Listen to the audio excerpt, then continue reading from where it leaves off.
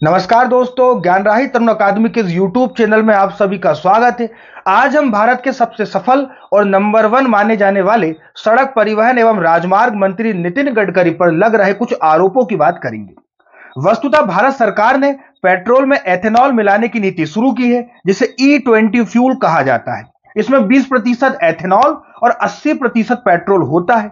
सरकार ने मूल रूप से 2030 तक 20% इथेनॉल मिलाने का लक्ष्य रखा था, परंतु बाद में इसे 2025 कर दिया गया और अप्रैल 2025 तक यह लक्ष्य प्राप्त भी कर लिया गया। इसी को लेकर नितिन गडकरी पर यह आरोप लग रहे हैं कि उन्होंने अपने बेटों की कंपनियों सियान एग्रो इंडस्ट्रीज और मानस एग्रो इंडस्ट्रीज, जो एथेनॉल उत्पादन का काम करती हैं, उन्हें एथेनॉल ब्लीडिंग पॉलिसी के तहत लाभ पहुंचाने के लिए ऐसा किया।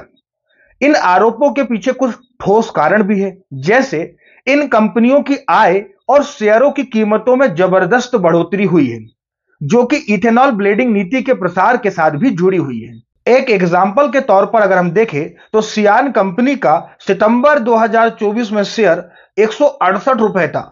वर्तमान में सितंबर 2025 में यह 1531 रुपए का है।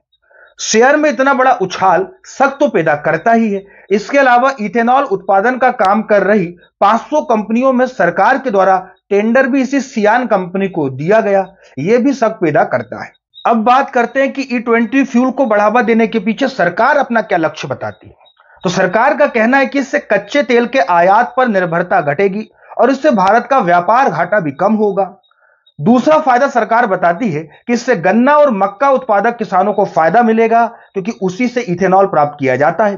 तीसरा फायदा है प्रदूषण और कार्बन उत्सर्जन में भी कमी आएगी, क्योंकि कई शोधों में पाया गया है कि इथेनॉल मिश्रित पेट्रोल से कार्बन उत्सर्जन कम होता है।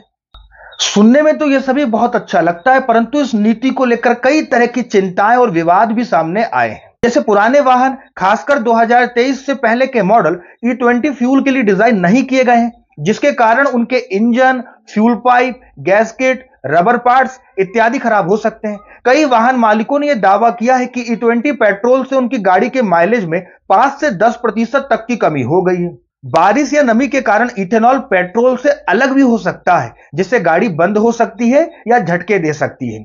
ग्राहकों को यह चुनाव का अधिकार भी नहीं दिया गया है कि वे E20 का इस्तेमाल करें या नहीं, यानी उन्हें कोई अन्य विकल्प उपलब्ध नहीं कराया गया है। इसके अलावा इथेनॉल उत्पादन के लिए बहुत ज्यादा पानी की आवश्यकता होती है, इससे जल संकट और खाद्य सुरक्षा पर भी असर पड़ सकता है। अब बात करते हैं E20 फ्यूल पर कुछ वैज्ञानिक अध्ययन और रिपोर्ट्स क्या कहती हैं। तो महिंद्रा और महिंद्रा कंपनी के द्वारा किए गए शोध के आधार पर उनके एक अधिकारी ने बताया कि E20 पेट्रोल सुरक्षित है, लेकिन कुछ वाहनों में माइलेज में कमी जैसी समस्याएं आ सकती हैं। इसके अलावा सरकार की इंटर मंत्रिमंडलीय समिति ने संसद को बताया कि E20 के उपयोग से वाहनों के प्रदर्शन और इंजन भागों के घिसाव या इंजन ऑयल की गिरावट जैसी मेजर समस्याएं नहीं पाई गई हैं।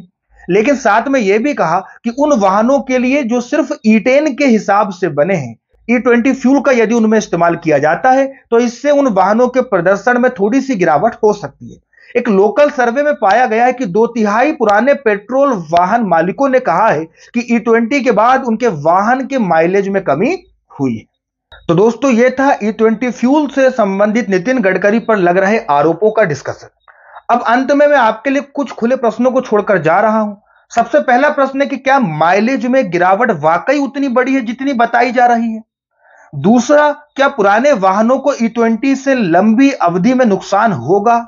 तीसरा, क्या पेट्रोल पंप पर साफ सुथरे तरीके से इथेनॉल मिलाया जा रहा है? चौथा, क्या देश में इतना इथेनॉल उत्पादन संभव है कि E20 पॉलिसी के बावजूद बाकी जरूरतें ना प्रभावित हों?